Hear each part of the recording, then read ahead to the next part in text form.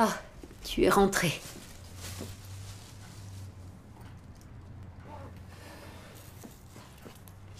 Tu étais à une réunion?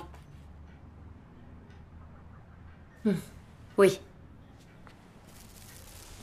La police est venue se renseigner sur toi aujourd'hui. Si je n'étais pas intervenu, tu aurais été arrêté. Tu ne peux pas arrêter d'aller à ces réunions? Serais-je encore une croyante si j'arrêtais? Ça suffit, ces conneries!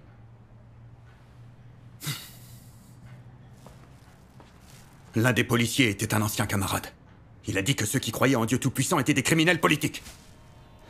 Quand ils sont arrêtés, toute leur famille se retrouve impliquée.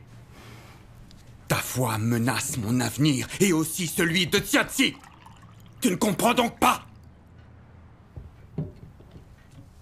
En quoi ma foi menace-t-elle ton avenir? Comment se fait-il que tu aies peur de croire et que tu sois prêt à jeter l'éponge dès que le parti condamne la foi? Je ne te demande pas de croire, mais n'essaye pas de m'en empêcher. Je ne t'empêche pas de vouloir une vie confortable, alors ne m'empêche pas de suivre Dieu.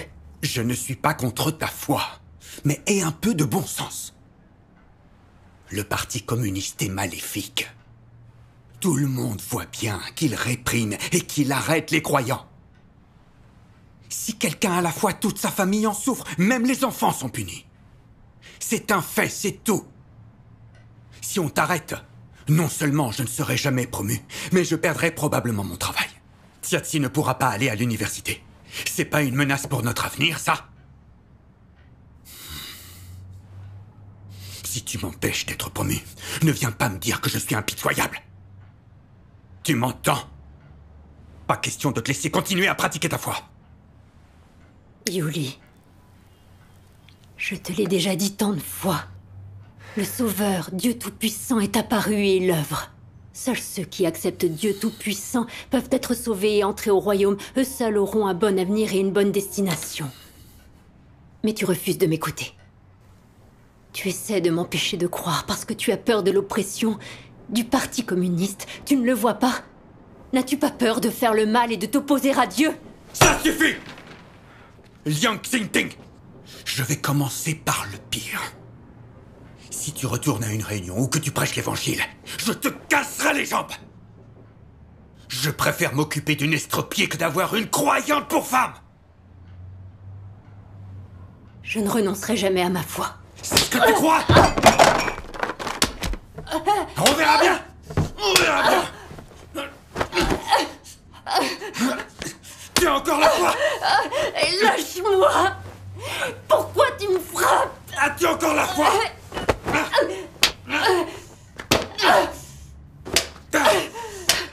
Tu es un démon! Je vais m'occuper de ton cas! Si tu gardes la foi, on divorcera!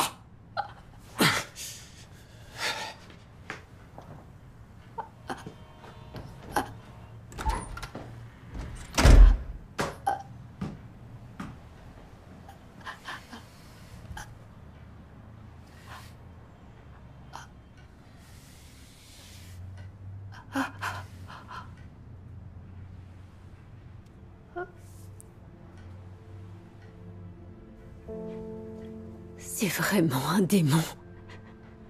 Maintenant que le parti sévit, il montre son vrai visage. Il me bat. Il essaie de m'empêcher de croire. C'est un démon. Une bête sauvage.